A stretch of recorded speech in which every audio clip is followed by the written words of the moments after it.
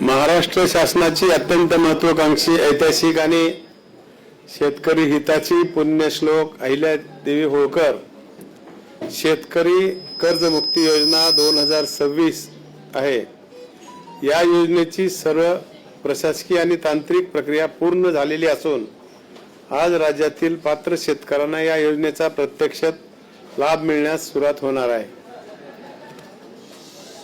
आज माननीय मुख्यमंत्री देवेंद्रजी फडणवीस साहेब आजचा दिवस का निवडला आपण तर त्यांचा फडणवीस साहेबांचा वाढदिवस आहे आणि स्वर्गीय अजितदादा पवार साहेब यांच्या जयंतीचे औचित्य साधून या योजनेअंतर्गत पात्र ठरलेल्या शेतकऱ्याची प्रातिनिधिक स्वरूपाची यादी आपण जाहीर करत आहोत।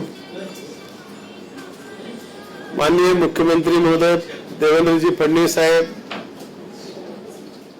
उपमुख्यमंत्री एकनाथजी शिंदे साहेब, मुख्यमंत्री उपमुख्यमंत्री आमच्या भगिनी वहिनी सुनेत्रा वहिनी अजित पवार यांच्या नेतृत्वाखाली राज्यातील लाखो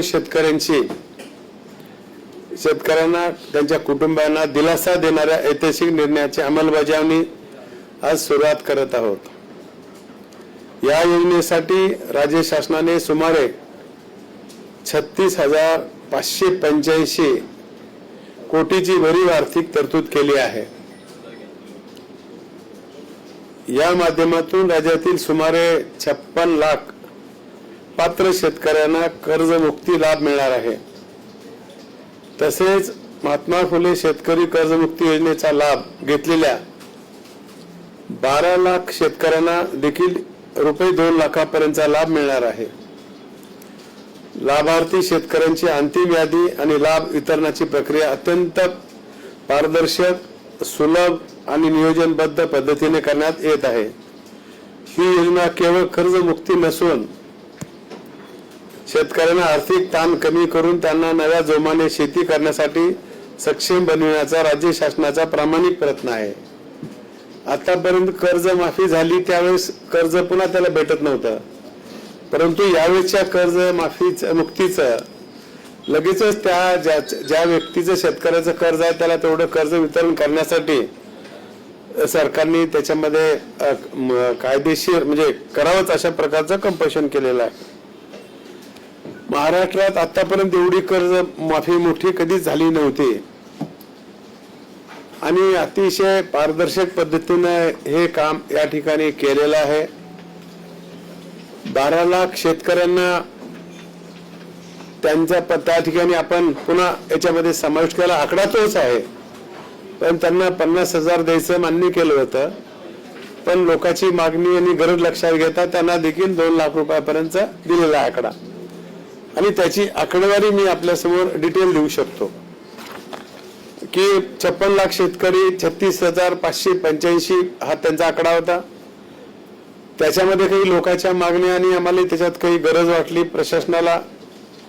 12 लाख शेतकरी महात्मा फुले योजनेचा लाभ घेतलेल्या शेतकऱ्यांना रुपये 50,000 ऐवजी 2 लाख रुपये अशा प्रकारे त्याची 36,585 वरचा आकडा आहे आणि 12 लाख शेतकऱ्याचा 4,395 कोटीचा आहे। एकूण आपले शेतकरी सभासदाची संख्या 56 लाखाचा आहे आणि अमाऊंट आहे 40,980 कोटी रुपये। आम्ही आपल्याला सांगितलं होतं की आज आमचं पूर्ण होईल। आम्हाला अजून परत सांगू हा 56 लाख शेतकरी सुरुवातीला आपण सांगितलेले 36,585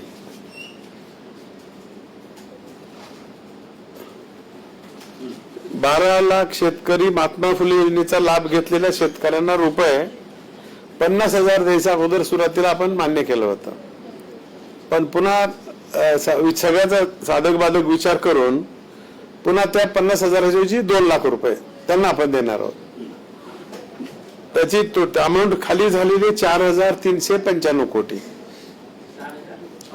हा 4,395 कोटी वरचे झाले 36,585, दोन्हीची बेरीज मिळून झाली 40,980 कोटी।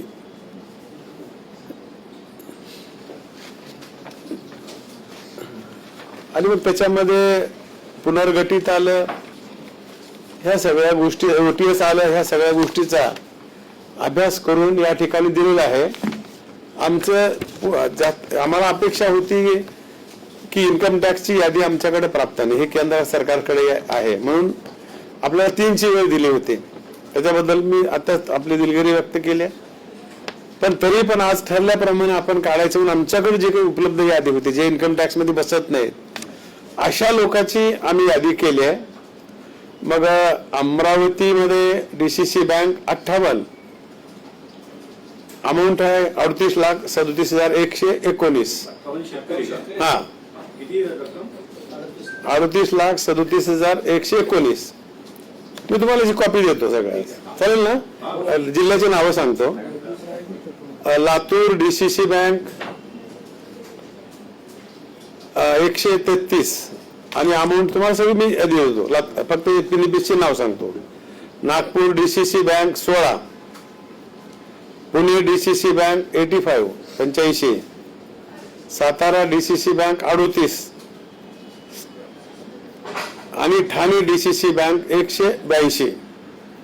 अशी एकूण सभासदाची संख्या 553 आणि अमाऊंट हे 2,99,37,540. हे आता कन्फर्म झालेले आहेत. बाकीचं काम अपलोड होण्यावरी टॅली याद्या ह्या व्हायला वेळ लागतात. ते काम आमचं कंटिन्यू चालू आहे.